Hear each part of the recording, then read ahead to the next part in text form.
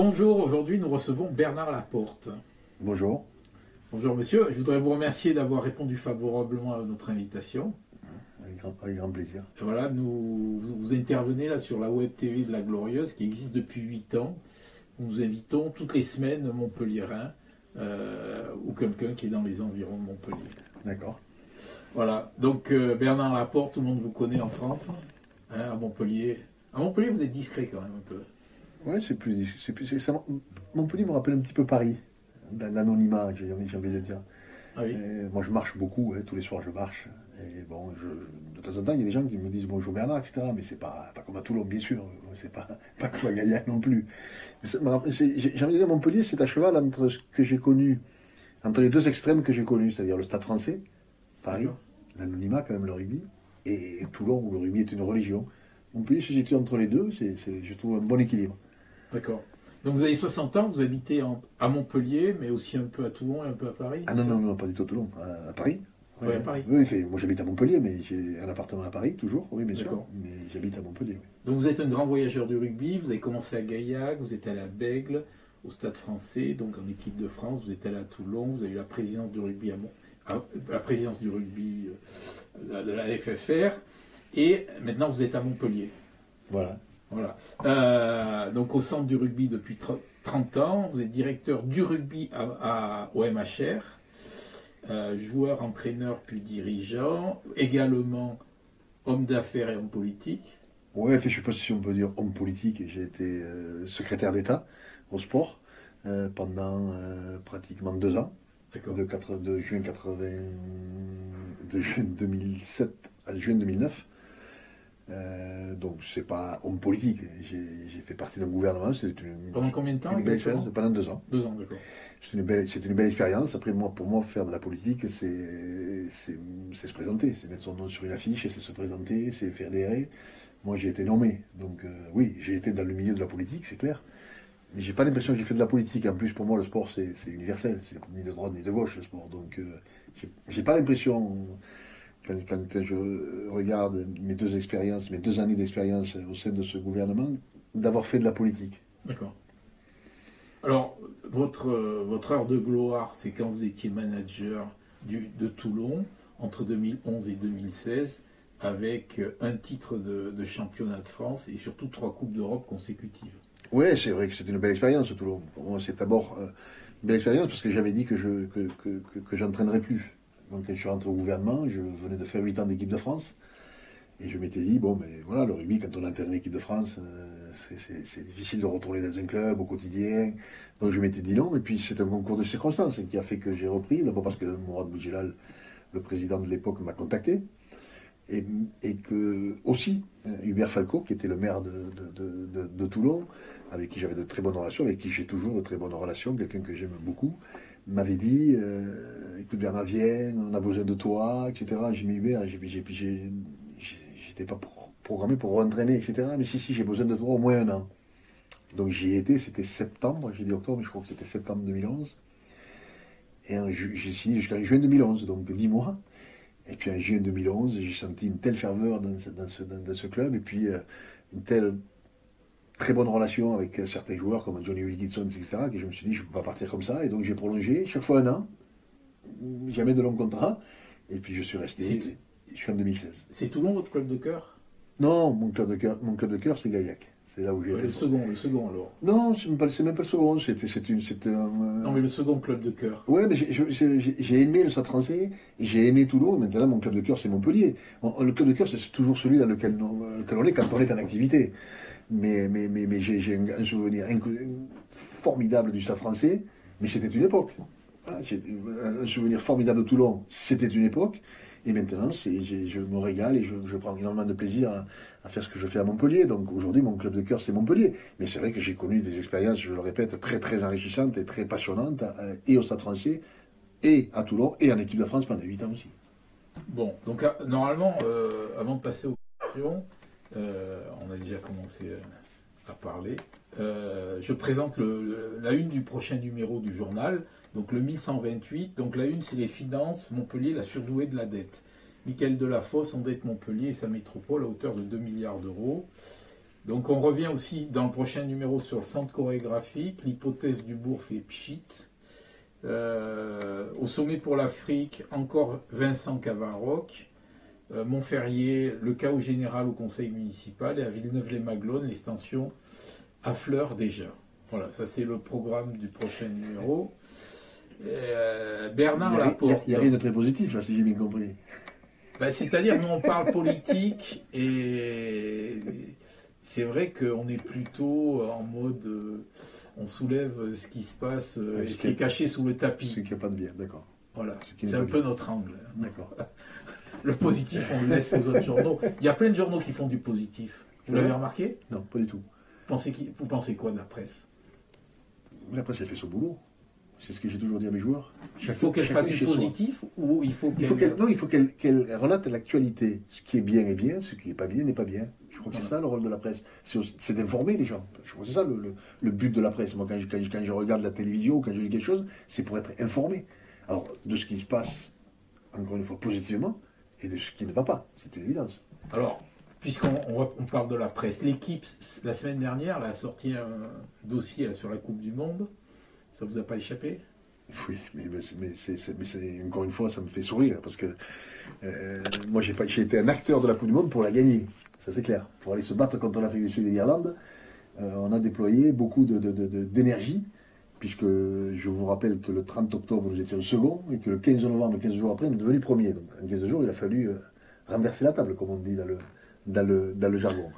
Après, moi, l'organisation de la Coupe du Monde, j'étais pas salarié, j'étais président. Vous étiez président. J'étais président de la fédération et je Donc l'assume. il y avait Claude Hatcher qui était votre directeur général. Et il y a eu un dépassement de budget très important. Oui, alors moi, si j'écoute ce que disent les uns et ce que disent les autres, c'est pas du tout en phase, donc on verra bien. Mais par contre, la conclusion de Claude Hatcher sur le rapport que j'ai lu, c'est que quand même la Coupe du Monde, elle laisse 55 millions. Je parle pas du GIE, puisque sur le GIE, si j'ai bien compris, il y a deux problématiques. Un, c'est le problème de TVA, et l'autre problématique, c'est Daimani, qui est une société qui n'a pas payé, je crois, ses droits d'hospitalité, si j'ai bien compris. Mais la Coupe du Monde, elle devait laisser de l'argent, elle a laissé 55 millions. Elle a fait plus de recettes, je crois 2 millions de plus que ce qui était prévu. Enfin, encore une fois, je lis les deux rapports. Certainement que des choses ont été mal faites, hein. Je ne vais pas le contredire, et puis je ne le sais pas, surtout. Donc, mais les journalistes de l'équipe ont en remis une couche donc, sur M. Hatcher. Oui, mais bon, après, moi je lis aussi, Claude est un homme de... C'est pas comme si c'était un nouveau-né. Claude Hatcher, il en a géré beaucoup d'événements, notamment en 2007. Donc je pense sincèrement qu'après, il est parti à un an de la Coupe du Monde. On l'a enlevé. Et on a mis des gens qui, effectivement, pour lesquels j'ai de l'estime, mais qui n'avaient pas les compétences de Claude. Mais c'est pas de leur faute, hein. On les a bombardés là. En disant, monsieur Claude Hatcher, vous dégagez, on va gérer ça. À commencer par la ministre des Sports de l'époque. Donc il faudra que tout le monde assume. Parce que quand je vois Claude qui dit qu'il y a un dépassement de plus de 45 millions d'euros, c'est lui qui le dit, sur la livraison de la Coupe du Monde, Claude avait dit, mais ça, c'était pas prévu. C'était nous, France 2023, qui devions livrer la Coupe du Monde. Puis il y a eu un banc de panique, à mon avis, et donc on a fait appel à des boîtes extérieures pour livrer la Coupe du Monde. Et puis c'était à 10 mois des Jeux Olympiques. Il fallait que ça se passe bien, la Coupe du Monde, en termes d'organisation. Autrement, ça aurait été catastrophique à 10 mois des Jeux Olympiques. Mais bon, encore une fois, il y a d'un côté des comptes, de l'autre côté une réponse de Claude Hatcher. Moi, j'ai tendance à croire à Claude Hatcher. On ne va pas épiloguer sur cette affaire. On va voir comment ça se passe. Donc, est-ce que je dois vous appeler monsieur le ministre? Non, Bernard, c'est très bien. Bernard. Donc, alors, je vais revenir sur votre double casquette, enfin, surtout la casquette de sportif, mais un peu la casquette politique. Selon vous, quel est le milieu le plus rude? Sincèrement, c'est de l'extérieur, parce que moi, quand je l'ai vécu de l'intérieur, j'ai pas senti beaucoup de rudesse. Et puis, je vais vous dire une chose, je crois que c'est Brice Hortefeux qui disait, Bernard, c'était le chouchou du gouvernement. Et bien sûr que le ministre des Sports, enfin, moi j'étais secrétaire d'État au sport, mais c'est toujours le chouchou du gouvernement. C'est vous qui donnez des places de Roland Garros, c'est vous qui donnez des places pour le Tour de la Destination, c'est vous qui donnez des places pour le Tour de France. Donc j'ai envie de dire, personne n'est contre vous, puis surtout, personne à l'intérieur d'une équipe gouvernementale veut votre place. Pour eux, être ministre des Sports, être secrétaire d'État au sport, c'est pas leurs ambitions. Quand on fait de la politique, on ne se dit pas je veux être ministre des Sports. Voilà. Donc j'ai envie de dire que ce soit moi ou que ce soit tous les ministres des Sports ou secrétaire d'État, je pense qu'ils ont tous été très bien aimés. Vous les donnez à qui les places? Mais vous les donnez aux gens qui vous les demandent, aux ministres qui vous les demandent. Ah, vous les donnez au ministre. Ah ben, Vous recyclez en interne. Oui, non, mais comme je dis, vous les donnez, vous avez toujours droit à un quota de place, heureusement. Ça, D'accord. c'est partout pareil. Quand vous êtes président de la fédération, vous avez droit aussi à tant de places, voilà, que vous vous offrez à qui vous voulez. Est-ce que vous connaissez votre collègue, la ministre montpelliéraine, Patricia Miralles? Alors, je la connaissais pas, je l'ai croisée une fois, donc elle s'est présentée, mais je la connaissais pas, non. Maintenant, oui, je la connais. D'accord. Mais fait que je la connais, je l'ai vue une fois. Est-ce que vous partagez l'avis de votre patron Moed Altrad sur l'incurie de Michael Delafosse, maire président de Montpellier? D'abord, je connais pas M. Delafosse, mais moi, j'ai... Vous l'avez jamais vu? Si, je l'ai vu une fois pour la photo, ça faisait une semaine que j'étais là, je crois. D'accord. Il était venu pour faire la photo de l'équipe, je suis tombé à ce moment-là. Il vient un peu au stade? Je crois pas. Encore une fois, je ne veux pas dire de conneries, mais moi je le vois pas tout au moins. Non. Parce qu'on a pu dire qu'il ne s'intéressait pas au rugby, je voulais avoir Non, confirmation. Ah non, mais moi je le vois pas. Après, peut-être qu'il vient, hein, qu'il s'en va, mais de suite après le match. Mais moi quand je monte après le match, je le vois pas, non. Et donc pour revenir à Moed Altrad, j'ai beaucoup d'estime pour Moed. J'aime les gens qui réussissent, moi j'aime les gens qui sont tenaces, qui sont coriaces, qui s'engagent, comme lui. Et sans lui, il faut le dire haut et fort, le rugby montpelliérain ne serait pas un rugby de haut niveau. Je crois que par moment, tout le monde oublie. Mais tout l'argent qu'il met dans ce club, j'ai envie de dire, ayons au moins cette reconnaissance des choses. Après, moi, les problèmes politiques de Montpellier, ça fait 15 mois que je suis là, je ne les maîtrise pas.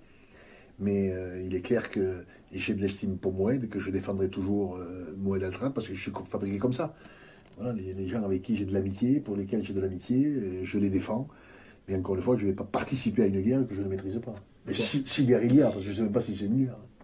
Quel conseil pourriez-vous donner à l'ancien ministre des Sports, quel conseil pourriez-vous donner au responsable des sports de la métropole, Christian Assaf, pour que la situation s'améliore? Mais la problématique, c'est que je crois qu'il faut que tout le monde se parle, si j'ai bien compris. C'est ça la vérité. Quand on a un homme comme Moed Altrad qui est prêt à investir des millions autour d'un stade pour en créer un lieu social, parce que c'est ça aussi le rugby. Quand vous allez à Toulon, que c'est plein à craquer, il y a du social, les gens arrivent 2 heures avant, ils restent au match, ils restent après, il y a une fierté d'appartenance à une équipe, à un maillot, à une ville, etc. Et c'est ça que Moed Altrad veut créer autour du stade qui s'appelle aujourd'hui le GGL Stadium.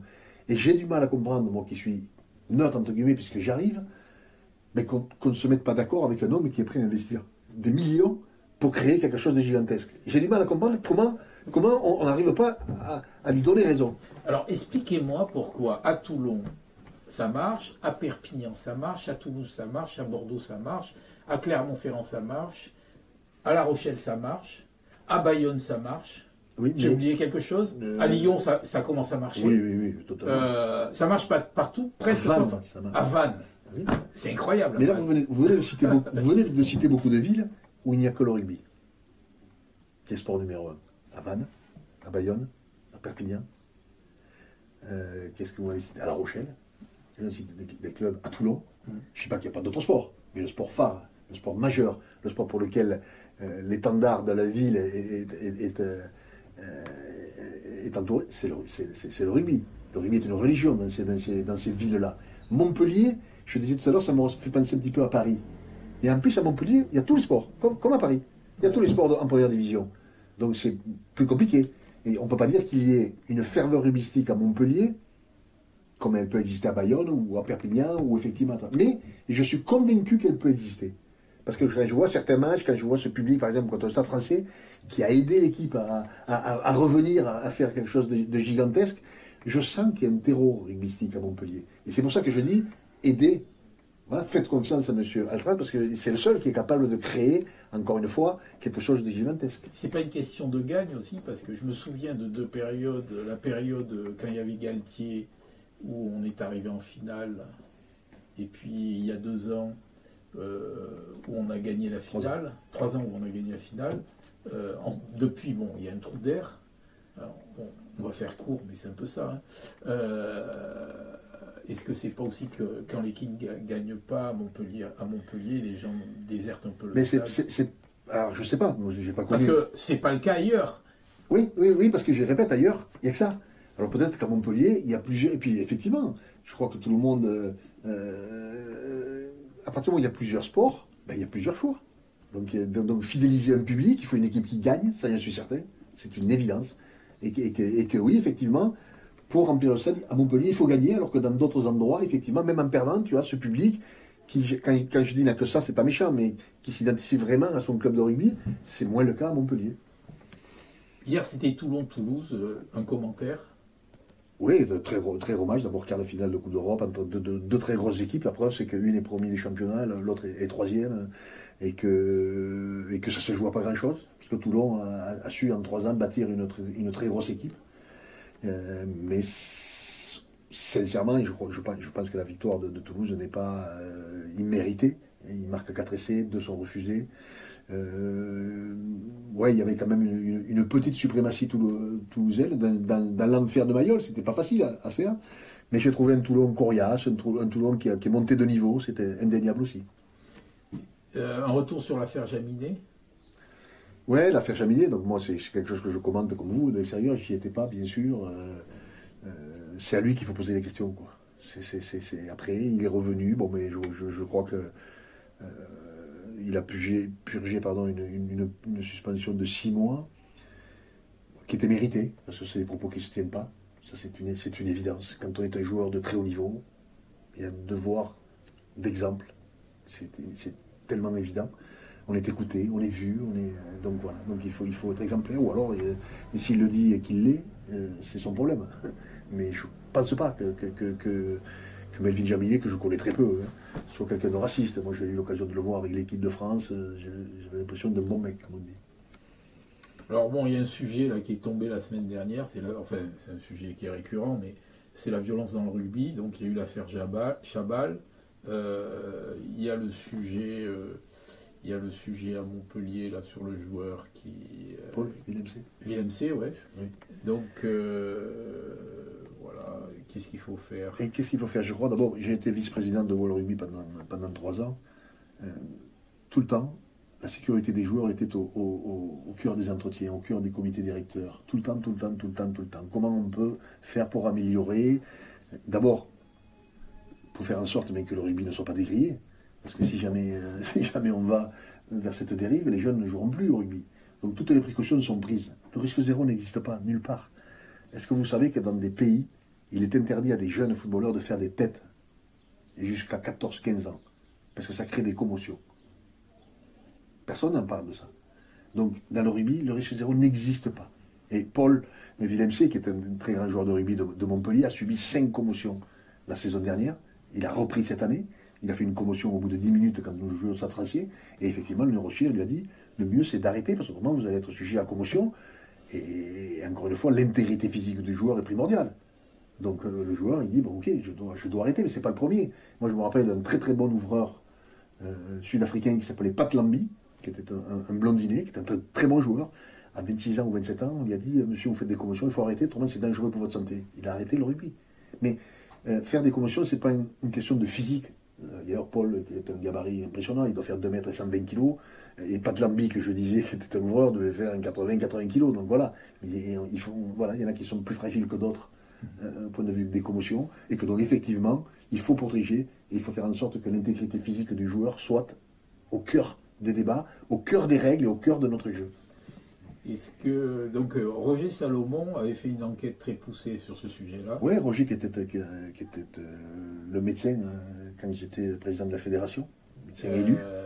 Et le nouveau président Grill ne l'a jamais dévoilé cette enquête. Ah, je sais pas. Ça, Vous savez pas? Non, je ne sais pas au courant. D'accord. Mais Roger était un très bon mec. On en parlait souvent avec Roger de ça, effectivement, de ces commotions, mais malheureusement, il y a eu des accidents. Et c'est pour ça que je dis, quand vous pratiquez le rugby, quand vous pratiquez la boxe, quand vous pratiquez le vélo, ben, vous ne pouvez pas dire le risque zéro n'existe pas, c'est pas possible. Est-ce qu'il faut changer les règles sur les rucks? Mais elles changent les règles, elles évoluent les règles, elles vont dans le bon sens.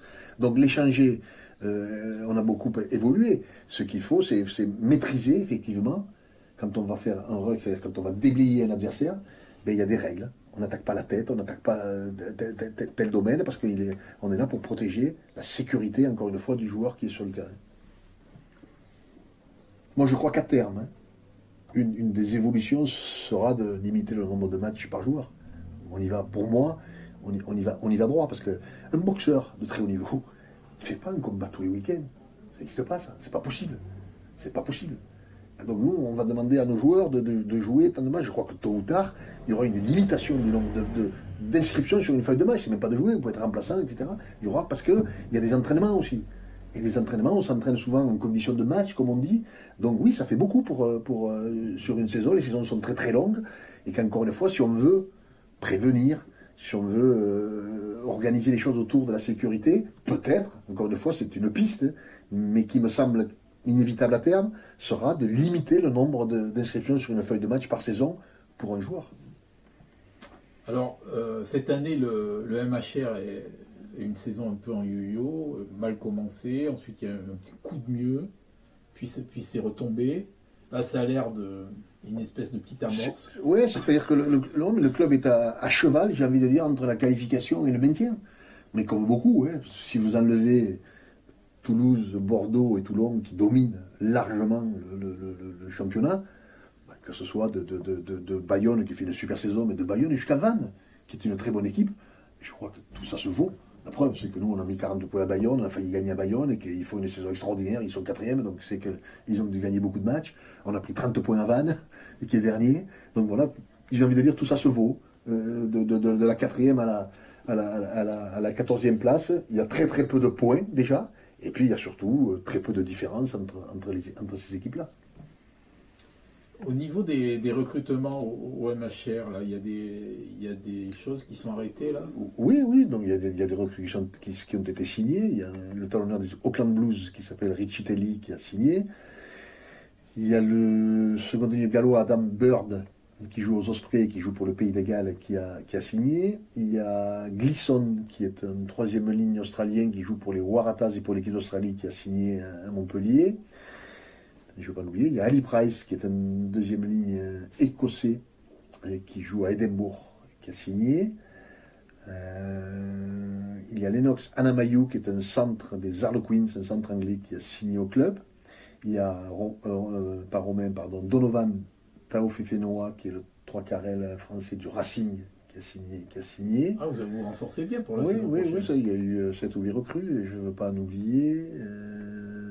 Non, j'ai dit ça. Non, je crois que j'ai fait le tour. Quelle est votre relation avec Moed Altrad? Très forte, amicale, d'abord parce que j'ai beaucoup d'estime pour lui, je le répète, j'ai eu la chance de rencontrer cet homme dans ma vie, et j'ai eu la chance de rencontrer des hommes qui m'ont tous aidé à grandir. Ça a commencé par André Moga, qui était le bras droit de Jacques Chaban-Delmas à Bordeaux, qui m'a recruté quand j'avais 20 ans. Et j'ai ensuite grandi au contact d'un homme comme Max Guazzini, qui m'a beaucoup appris. Ensuite, j'ai eu la chance de rencontrer Bernard Lapassé, président de la fédération, qui m'a fait confiance pendant 8 ans pour entraîner l'équipe de France. Nicolas Sarkozy, qui m'a fait confiance pour entrer dans un gouvernement, qui était pour moi une expérience phénoménale. Et puis maintenant, Moed Altrad. Je crois que la vie des uns des autres, elle tient aussi aux rencontres que l'on fait. Et c'est pour ça que ma relation, elle est amicale, c'est quelqu'un que j'aime beaucoup. Voilà, et je répète, j'ai de l'admiration pour les gens qui réussissent. Moi, j'ai une chance terrible, c'est que j'ai des défauts, mais la jalousie, je ne connais pas. Je ne sais pas ce que ça veut dire, moi, la jalousie. Donc, de ce côté-là, moi, ou j'aime pas, mais je ne suis pas jaloux. Si jamais vous êtes relaxé là, en novembre, en décembre, là, dans l'affaire Altrad FFR, là, est-ce que vous reviendrez à la FFR? Non, non. C'est fini, c'est fini. Ah non, mais c'est pas que c'est fini, c'est un temps de ma vie. J'ai fait 6 ans. Moi, j'avais fait voter, pardon, comme quoi on ne pouvait pas faire plus de 2 mandats. Voilà, donc j'aurais pu faire 1 an et demi de plus. Mais voilà, ça a été l'expérience de ma vie. C'est plus quelque chose que j'ai envie de faire. Non, ça, certainement pas. Quel regard avez-vous sur cette affaire? Ben, on se bat parce qu'il y a pour nous, c'est pas normal. Voilà, tout simplement. Donc on se bat avec nos armes pour montrer que c'est faux. Voilà, que tout ce qu'on nous reproche est faux. Voilà, c'est un combat contre la justice que je respecte. Hein. Mais encore une fois, nous, on montre que les choses ne tiennent pas. Que Moed Altrad n'a jamais essayé de faire quoi que ce soit à Bernard Laporte, ni de l'acheter, ni de ci, ni de là. Ça n'a jamais existé. Et c'est pour ça qu'on se bat pour montrer, encore une fois, que tout ça n'est pas. Ben, on le décrit.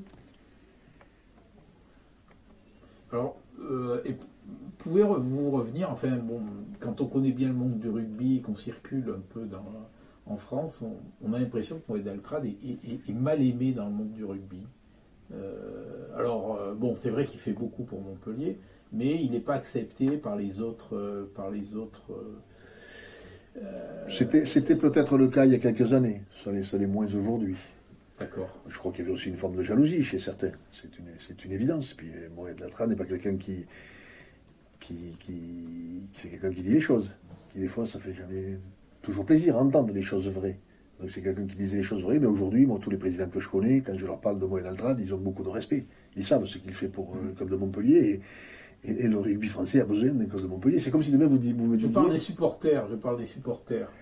Ah non, non, des supporters. Non, à l'époque, il a eu enfin, pas des problèmes, mais il y avait quelques bibis avec certains présidents avec lesquels il ne s'entendait pas. Aujourd'hui, c'est moins le cas. Je crois il y a beaucoup de respect aujourd'hui des présidents. Enfin, moi, quand je me déplace et qu'il n'est pas là, je parle avec des présidents adverses et je vois qu'il y a beaucoup de respect pour M. Altrad. Après, les supporters, non. Je crois que les supporters d'abord de l'équipe de France, ils savent que c'est un contributeur considérable de l'équipe de France. Hein, c'est une évidence. Et contribuer à l'équipe de France, c'est aider le monde amateur. Et je crois que tout le monde lui en est reconnaissant. C'est pas pour payer des joueurs qui jouent en équipe de France. C'est pour aider la fédération à développer le sport amateur. Donc tout ça doit être dit. Et je trouve encore une fois que c'est un geste fort de sa part parce qu'il pourrait rester chez lui et ne rien faire.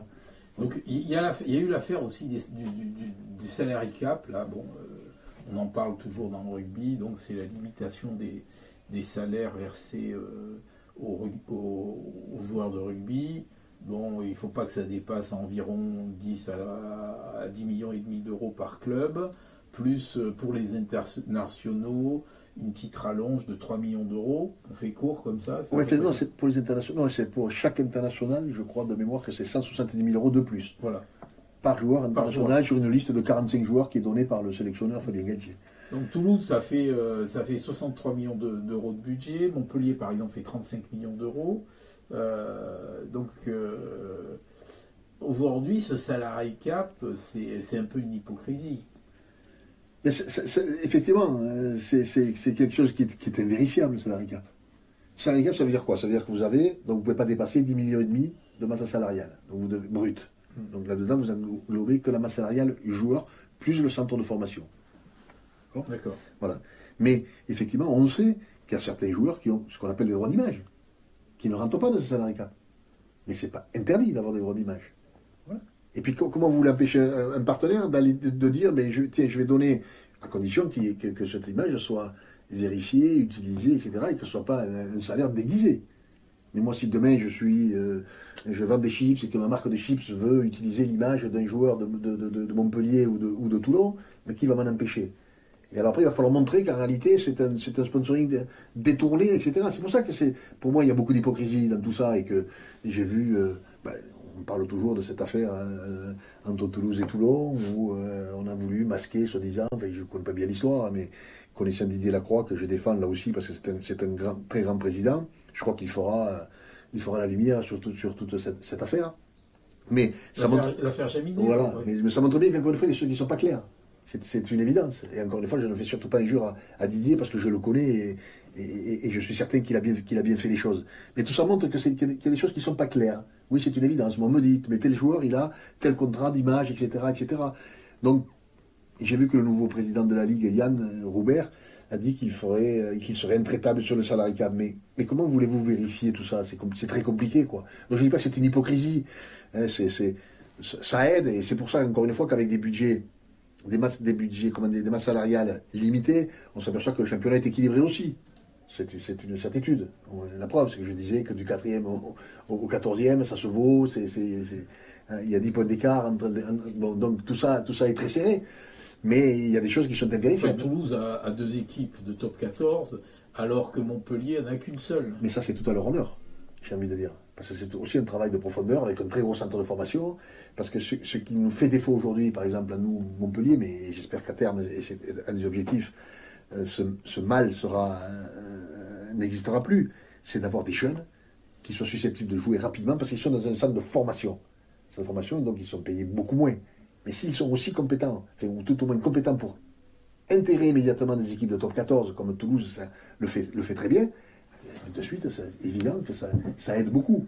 Et nous, quand on compte le nombre de jeunes qui sont susceptibles de jouer pour l'équipe première aujourd'hui, il y en a très peu. Et c'est tout le travail qui est fait depuis 2-3 ans pour faire en sorte qu'encore une fois, on ait un très gros centre de formation. Ça veut dire quoi? Qu'on forme des joueurs qui soient susceptibles de jouer rapidement au niveau de notre équipe, de l'équipe première de top 14. Vous êtes un homme de tolérance. Comment jugez-vous aujourd'hui les tensions dans la société? Moi, je trouve mais que ce pays dérape. Voilà. Donc, quand j'allume la télé, il y a des choses qui me froissent. Je vois des politiques qui s'insultent, des gens Il n'y a plus de respect. Il n'y a plus de respect. Et même chez certains hommes politiques, ouais, moi j'ai fait partie d'une génération, moi j'ai affiché pour Mitterrand quand j'avais 17 ans parce que mon papa était socialiste, encarté, etc., etc. Et quand je vois les hommes politiques de cette époque-là, et quand je vois aujourd'hui l'Assemblée nationale, et je me dis, mais tout est parti en vrille. C'est plus possible, quoi. C'est insulte, certains se comportent mal. J'ai vu cette pauvre journaliste, je ne vais pas le défendre, je ne la connais pas, d'un journal qui s'appelle, je crois, Frontières, c'est ça. Mais il y avait une dame qui lui mettait presque un coup de coude dans la gueule, permettez-moi l'expression. Et un mec qui est arrivé, mais ça pourrait être son père, mais presque qu'il a injurié, qui lui parlait, mais on est où là? Ces gens-là doivent nous représenter. Et je vais pas la défendre, je ne connais même pas ce journal Frontières, je connais encore moins cette journaliste, mais peu importe qui c'est. On est dans l'Assemblée nationale, on n'est pas au bar tabac du coin où on va se friter avec le mec parce qu'il nous a mal parlé. Et je veux dire, tout ça me surprend, quoi. Et mon pauvre papa, il doit se retrouver dans sa tombe quand il voit ces débordements à l'Assemblée nationale, il doit se dire, mais où va-t-on? On va vers une guerre civile ou quoi? C'est quand même surprenant par moment. Et le rugby, c'est resté un sport de valeur ou oui, il y a quelques trahisons quand même? Il y a quelques trahisons. Des trahisons, il y en a partout. Il ne faut pas croire que le rugby échappe à la société. Le rugby vit au rythme de la société. Et par contre, quand vous rentrez sur un terrain, quand vous appartenez à un club, le rugby a des valeurs. C'est l'engagement, c'est le respect de la règle, sans quoi c'est carton jaune ou carton rouge, et donc vous pénalisez votre équipe. Oui, le rugby a toujours les valeurs du rugby qui existaient il y a 60 ans, c'est toujours les mêmes. Après, beaucoup de choses ont changé autour, c'est une évidence. Mais quand on rentre sur le terrain, pour moi, les valeurs sont les mêmes. Est-ce que vous seriez d'accord que de temps en temps, à l'Assemblée nationale, il faudrait distribuer des cartons jaunes et des cartons rouges? Et par moment, peut-être des manivelles. Peut-être, certains diraient. Mais c'est évident que par moment, c'est insupportable, quoi. Il y a certains comportements qui sont inadmissibles, et de tout bord confondu. Hein. On ne peut pas dire c'est ceux-là qui le font, non, tout bord confondu. Par moment, tu te dis, mais c'est pas possible, c'est pas des représentants, c'est pas la représentation nationale, pour certains. Pour 2027, est-ce que vous souhaitez le retour de Nicolas Sarkozy pour qu'il remette de l'ordre dans tout ça? C'est pas que je ne souhaite pas, c'est que je sais très bien qu'il l'a dit haut et fort, que la vie politique pour lui c'était terminé. Mais depuis longtemps, il l'a dit, depuis une dizaine d'années. Très bien, je vous remercie pour cet entretien. Merci à vous. Et à vous.